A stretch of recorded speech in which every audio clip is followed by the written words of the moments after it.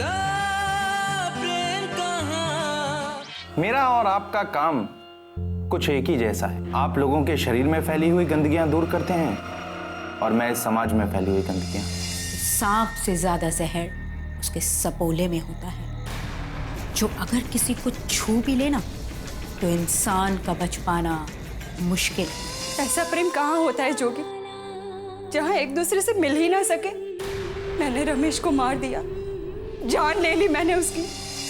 मुझे माफ कर देना मेरे दोस्त, मैं आज तुम्हारा साथ नहीं निभा पाया। लेकिन मेरे लिए ये एक बहुत मजबूत कड़ी है, इसलिए मुझे हर हालत में इस कड़ी को ढूंढना ही है। मुझे लगता है ये बेकार की कोशिश है, क्योंकि अगर हमें रंगराज तक पहुंचना है तो सबसे पहले हमें देवी तक पहुंचना होगा। तुम ये बात इतने दावे के साथ कैसे कह सकते हो कि अंकुश नाम की कड़ी अब है ही नहीं? साहब, पुराने अफसरान के कहने पर भी मैंने अंकुश भट्टाचार्य की कई बार तलाश की, बट उसके होने की कोई उम्मीद ही नहीं दिखी। एक बार फिर से तलाशना होगा। मुझे लगता है कि कुछ ना कुछ सुराग तो जरूर मिलेगा। और जहां तक देवी की बात है तो उनके दर्शन की तो मेरी भी बहुत इच्छा है। शायद उनके चरणों में जाकर हम भी कुछ पुण्य कमा लें, या शायद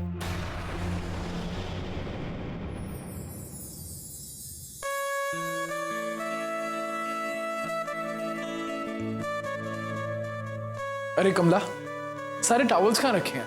एक भी नहीं मिल रहा यार। बहुत गंदे हो गए थे तो मैंने धोबी को धोने दे दी। एक काम कीजिए, मेरा टॉवल ले लीजिए और जल्दी जाइए, नहा के आइए। Thank you so much. नाश्ता कब का बन चुका है? यूं गया यूं आया।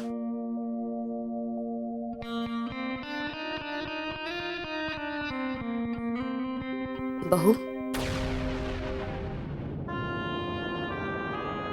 नमस्ते। आप यहाँ? अजीब बात है ना, हमेशा से रिवाज चला आया है कि सास अपनी बहू के लिए घर के सारे दरवाजे खोलती है, मगर इसे हम अपनी खुशकिस्मती समझे या बदकिस्मती, हमारे यहाँ स्वागत हमारी बहू कर रही है। अंदर आने को नहीं कहोगी? आइए ना।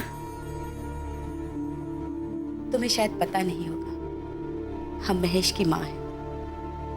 ऐसा नहीं है, मुझे महेश बाबू ने आपके बारे में सब कुछ बताया। चलो, ये जानकर अच्छा लगा कि कम से कम महेश की बातों में हमारा जिक्र तो है। ये छोटी सी भेंट हम तुम्हारे लिए लाए हैं। इसमें लड्डू है जो हमने खुद अपने हाथों से बनाया है और ये महेश को भी बहुत पसंद है। और ये खास साड़ी तुम्हारे लिए साउथ से मंगवाई है। इसे हमारा प्रेम समझ के रख लो। मगर माँ, मैं ये ले नहीं सकती।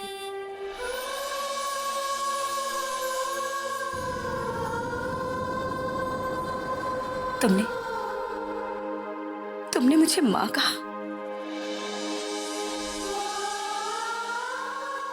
आप महेश बाबू की माँ हैं, इस नाते मेरी भी माँ हुई ना। ये क्या, आप रो रही हैं? कमला, तुम्हें नहीं पता कि तुमने हमें किस कदर पूरा किया है। परसों से हम माँ शब्द सुनने के लिए तरस गए थे। बस एक बार हम अपने बेटे के मुंह से भी माँ शब्द सुनना चाहते। माँ, मैं ये तो नहीं जानती कि किस बात को लेकर आपके और महेश बाबू में इतनी दूरियां बन चुकी हैं, मगर हाँ, महेश बाबू की बीवी होने के नाते ये सामान मैं आपसे नहीं ले सकती। तुम अपनी जगह बिल्कुल सही हो, पर हम भी तुम्हारी सासू माँ। हमें पता नहीं था कि तुमने हमारे बेटे की लंबी उम्र के लिए करवा चौथ का व्रत रखा है। नहीं तो ये सब सामान हम तुम्हें पहले ही ला कर दे देते और खुद अपने हाथों से तुम्हें सारगी खिलाते। इसे हमारा प्रेम समझ के रख लो। किससे बातें कर रही हो कमला? कौन आया है?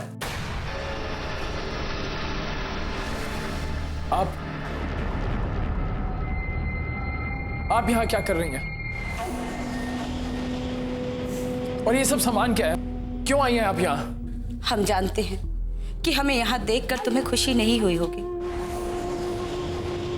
यहाँ आने से पहले हमने कई बार सोचा कि हमारा यहाँ आना तुम्हें दुख ही पहुंचाएगा, मगर हम खुद को रोक नहीं पाए। और ये सामान कमला के लिए है। हमें आपकी दी हुई कोई चीज नहीं चाहिए। अच्छा होगा कि आप अपना तामझाम उठाए और यहाँ से चलते बनिए। महेश, तुम समझने की कोशिश क्यों नहीं करते? ये शगुन है, और एक सास अपनी बहू को तब देती है जब उसकी बहू अपने पति के लिए पहला करवा चौथ का व्रत रखती है। और हमें आज ही पता चला कि कमला ने तुम्हारी लंबी उम्र के लिए ये व्रत रखा है, इसलिए हम ये सब लेकर आए हैं।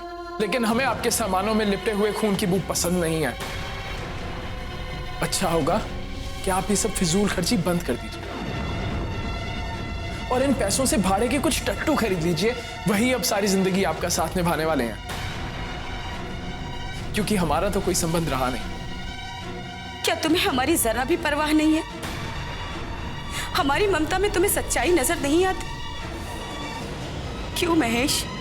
अब मुझे आपकी बातों से कोई लेना देना नहीं है। आपने अपने लिए एक राह चुनी और उस पर निकल गई। मैंने भी किसी तरह गिरते संभलते अपने लिए राह बना ही ली है। अब हम दोनों के रास्ते अलग अलग हैं, जो हमें एक दूसरे से बहुत दूर लेके चले जाते हैं। अच्छा होगा कि आप ये सारा सामान लेके यहां से चली जाएं।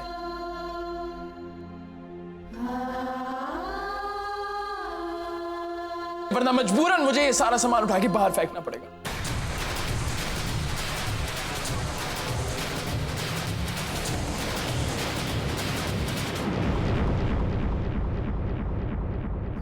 तुम हमसे चाहे कितनी भी नफरत क्यों न करो,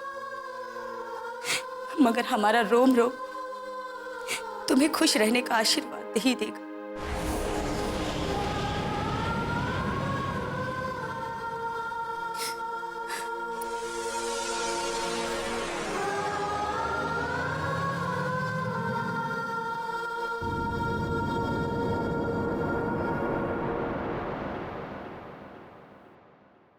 तुम्हें कोई हक नहीं बनता मेरे जज्बातों के साथ खेलने का। तुम मेरी जिंदगी में नहीं ना सही, मगर तुम्हें अपनी जिंदगी के फैसले अकेले लेने का कोई हक नहीं। मैं मानती हूं कि तुम्हें मेरी कोई फिक्र नहीं है, मगर तुमने एक बार भी सुशीला के बारे में नहीं सोचा। वो तो तुम्हारी पत्नी थी ना, उस बेचारी को बीच रास्ते में छोड़कर चले गए। क्या कसूर था उसका?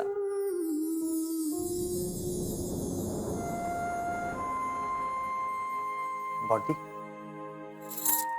ये तुम क्या कह रही हो? तुम कब आए? बॉडी, तुम सुशीला दी के बारे में कुछ कह रही थी। कहाँ है वो? कुछ भी नहीं पता। एक आंधी ने सारे रिश्ते बिखेर कर रख दिया, और कहीं न कहीं मुझे लगता है कि इन सब की वजह सिर्फ और सिर्फ मैं ही हूं। ऐसा क्यों सोचती हो? क्यों ना सोचू जोगी, ऐसा ही है। मेरा प्रेम सबके दुख का कारण बन गया है। ये क्या कह रही हो तुम बॉडी? सही कह रही हूं। तुम्हें क्या लगता है जोगी, मैं कुछ समझती नहीं हूं? आज मैंने तुम्हें कितना कुछ सुना दिया। मैं जानती हूं कि तुम्हें मेरी परवाह है, इसीलिए तुम मेरे लिए परेशान थे। बॉडी, तुम हम सबसे बहुत प्रेम करती हो, तभी तो तुम अपने दुख दर्द अपने अंदर ही दबा लेती हो। मैं जानता हूं तुम हमारे सामने मजबूत बनी रहती हो, मगर अक्सर मैंने तुम्हें छुप छुप के रोते हुए देखा है। बॉडी, तुम्हारा कोई दोष नहीं है, कोई गलती नहीं है तुम्हारी। मैं कहता हूं रमेश की यादों को अपने दिल से निकाल दो, भूल जाओ सब कुछ। कैसे भूल जाओ जोगी? लोग कहते हैं कि आने वाले कल को संवारो, मगर किसी को पता नहीं कि आने वाले कल में क्या होने वाला है। वो बीते हुए पल मेरे अपने पल थे, मैं उसे कैसे भुला दूं? बॉडी, मुझे समझ नहीं आ रहा आखिर तुम चाहती क्या हो? प्रायश्चित। प्रायश्चित? हाँ जोगी, रमेश से प्रेम करने का प्रायश्चित करना है मुझे। मेरी वजह से सबके मन को ठेस पहुंची है, मुझे उन सब से माफी मांगनी है और सबसे पहले सुशीला से माफी मांगनी है। उस बेचारी की तो कोई गलती ही नहीं थी। वो तो रमेश की पत्नी होते हुए भी अपना हक ही नहीं मांग पाई। पता नहीं कहां कहां भटक रही होगी वो। मुझे कैसे भी करके उसे खोजना है और उससे माफी मांगनी है जोगी। मुझे उससे कहना है कि मैं उसकी जगह कभी नहीं ले पाऊंगी, कभी नहीं। बॉडी, मैं तुम्हारी मदद करूंगा सुशीला दी को खोजने में। तुम कहो तो मैं इंस्पेक्टर मान को सुशीला दी की गुमशुदा होने की रिपोर्ट लिखवा दूं। इससे हमें उनको खोजने में मदद मिलेगी। ये बात तुमने सही कही, मगर उनके पास तुम नहीं, मैं जाऊंगी। बॉडी, मैं एक काम करता हूं, मैं भी तुम्हारे साथ चलता हूं। नहीं जोगी, ये मेरी अपनी लड़ाई है। तुम मुझे अभी से कमजोर मत बनाओ, मैं खुद लड़ूंगी।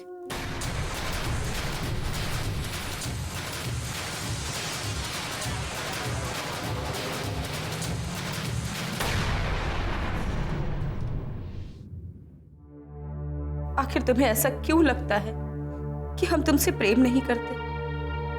क्यों बार बार हमें ठुकरा के हमारी ममता का गला घोट देते हो? एक माँ होने के नाते क्या हमें इतना भी हक नहीं है कि हम अपनी बहू को गले लगा सके, उसे प्रेम कर सके, तुम्हें लाड कर सके? आखिर कब तक तुम हमें इस तरह सजा देते रहोगे महेश? सजा तो मुकर्रर होगी, लिखी है मुकद्दर में जितनी। देखते हैं अब हिसाब इसका भगवान करेगा या मान। आज ना तो होली है और ना ही दिवाली, ना दशहरे का कोई मातम। फिर किस उम्मीद से बख्शीश लेने आए हो? बाहर किसी ने रोका नहीं तुम्हें? बख्शीश लेने नहीं, तुम्हें बख्शने आए हैं। अगर तुम मेरे सारे सवालों का सही सही जवाब दे दो तो। तेवर अच्छा है, गुस्सा भी नया नया है। लगता है थाने में नए नए आए हो, इसीलिए नहीं जानते कि हम कौन हैं। क्या काम है? सीधी बात करो और चलते बनो यहां से। अभी तो मैंने सवाल का स भी नहीं पूछा और तुमने मुंह फेर लिया। मुंह तो हमने इसलिए फेर लिया कि आज हमारा मन बहुत बेचैन है। हम ये नहीं चाहते कि ये सवाल जवाब लहू के लाल रंग से रंग जाए। इसलिए अपनी सवालों की दुकान बंद करो और चलते बनो यहां से।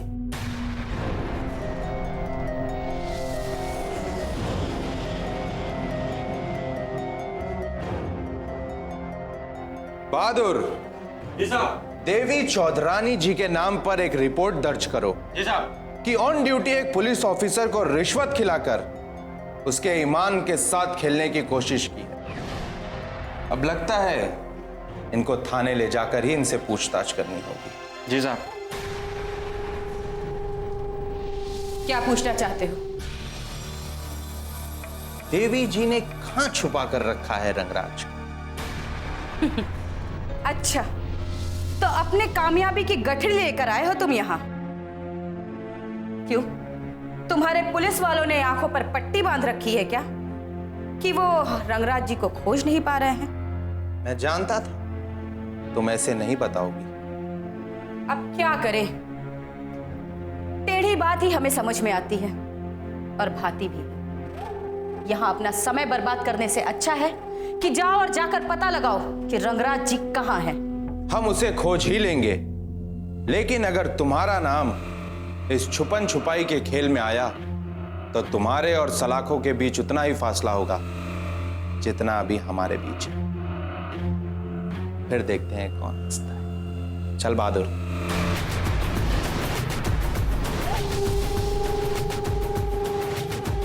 तुमने हमेशा पास में झूठ का ही साथ दिया है। आज मेरे और मेरे परिवार के पास कोई भी सबूत नहीं है तुम पर विश्वास करने का। और हां, मेरे घर और बॉडी की तरफ बढ़ते कदमों को अपने घर पर ही रोक लेना।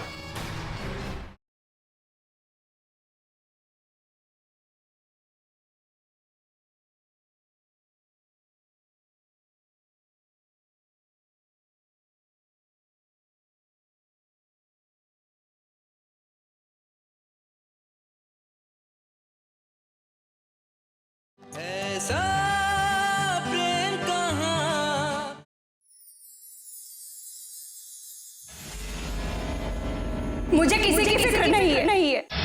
और अगर किसी की फिक्र होती तो आज रमेश जिंदा होता। मैंने रमेश को मार दिया मैंने रमेश को। ऐसा प्रेम कहाँ होता है जोगी, जहाँ एक दूसरे से मिल ही ना सके।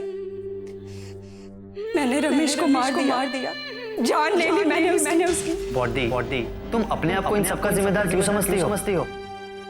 जोगिन बाबू, खाना लगा दिया है, चलिए चलकर कुछ खा लीजिए। परी, तुम जाओ, मेरा मन कहीं और है। जोगिन बाबू, आप हेमदी को लेकर बहुत परेशान हैं ना?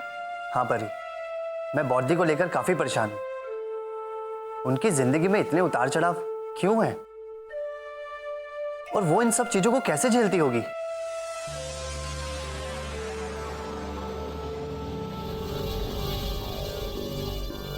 परी, तुम अंदर जाओ। मगर जोगिन बाबू, मैंने कहा ना परी, तुम अंदर जाओ। जोगिन, कोई भी बात कहने से पहले या कोई भी बात अपने दिल में बिठाने से पहले एक बार मेरी बात सुन लेना, फिर निष्कर्ष पे जाना। देखो बारिन, तुमने जो भी दलीलें पेश की हैं, उसको दिखाकर बच नहीं सकते तुम और वो तुम्हारा दोस्त दोनों एक ही मिट्टी के बने हैं, और वो मिट्टी झूठ से सनी हुई है।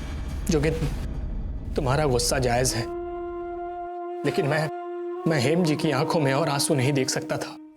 उन्हें और तकलीफ नहीं पहुंचा सकता, उनको और परेशानी में नहीं डालना चाहता था। इसलिए मैंने रमेश की मौत की खबर सबसे छुपाई। मगर क्यों बारिन?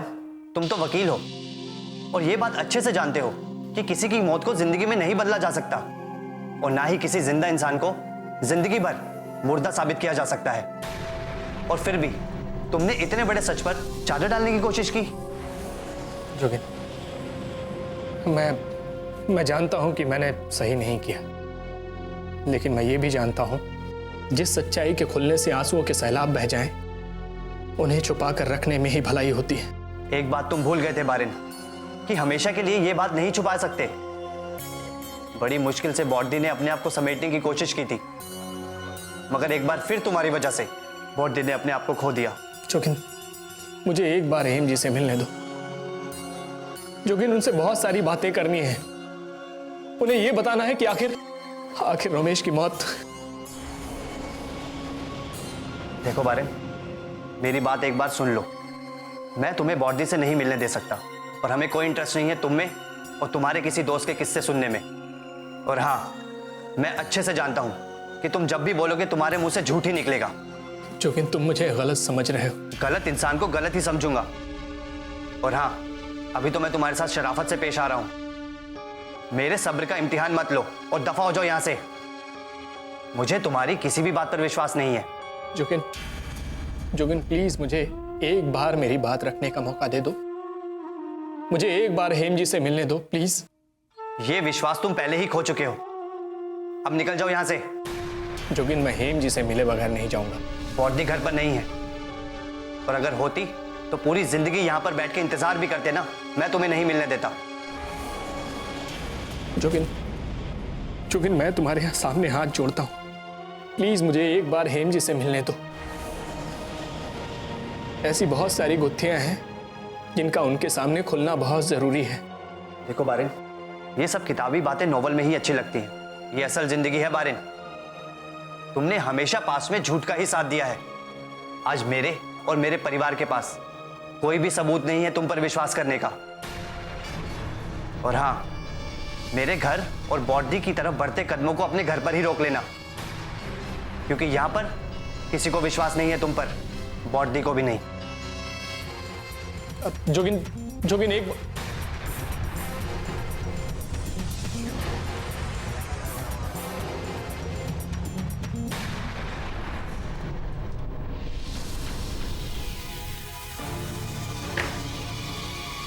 साहब, मैं पानी लेके आऊं?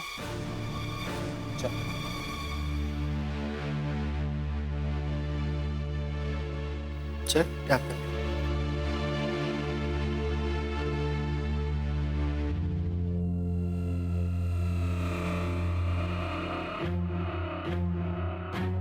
क्या बात है साहब, किसकी चिट्ठी आई है? क्या लिखा है? तेरे ससुराल से चिट्ठी आई है, तेरा तबादला हो गया। मगर साहब ऐसा कैसे हो सकता है? अभी तो रोलिंग में 2 महीने बाकी हैं। पति का नाम? वो मैं आपको नहीं बता सकती। आपके पास उसकी कोई फोटो है? जी नहीं। कब से गायब है? मुझे कुछ ठीक से नहीं पता।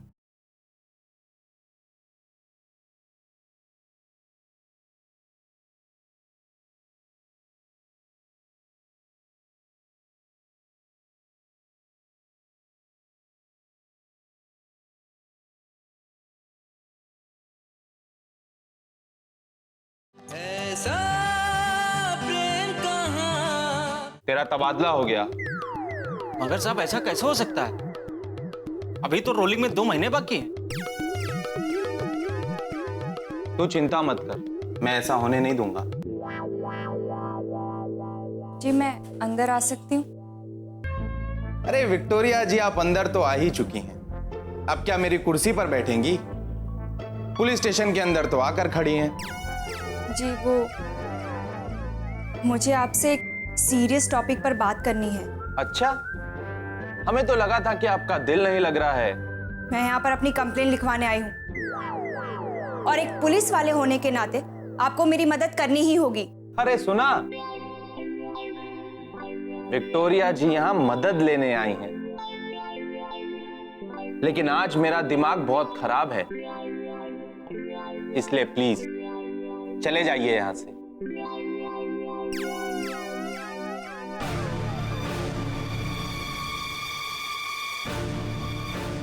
देखिए, आपको जो समझना है समझिए, मुझे कोई फर्क नहीं पड़ता।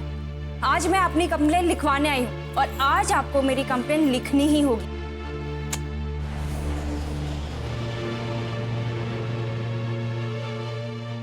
बताइए क्या कंप्लेन?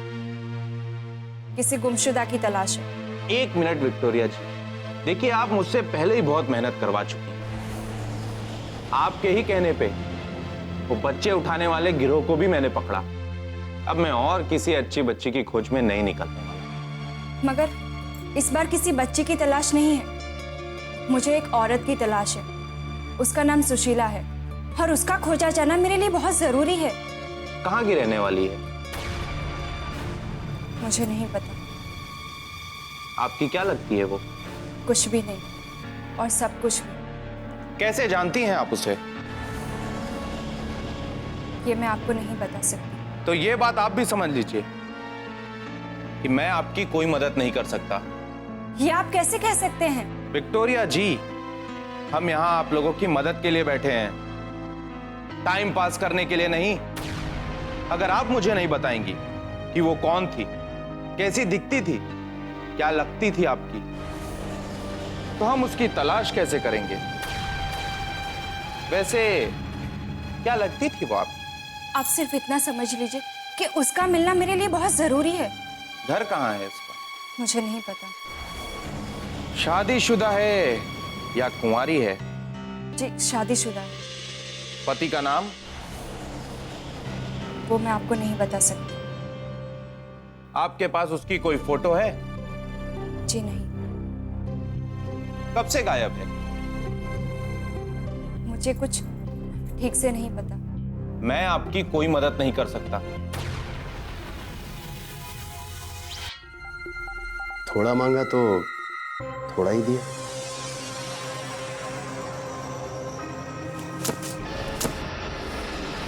ये क्या बदतमीजी है? इसी तरह तुम्हारी बहन पर किसी ने तेजाब फेंका था और उसके छींटे आज तक तुम्हारे चेहरे पे है ना? ये सब तुम कैसे जानते हो? चाल बहुत अच्छी चली थी तुम्हें। शतरंज के बहुत अच्छे खिलाड़ी मालूम होते हो, लेकिन एक जगह मात खा गए।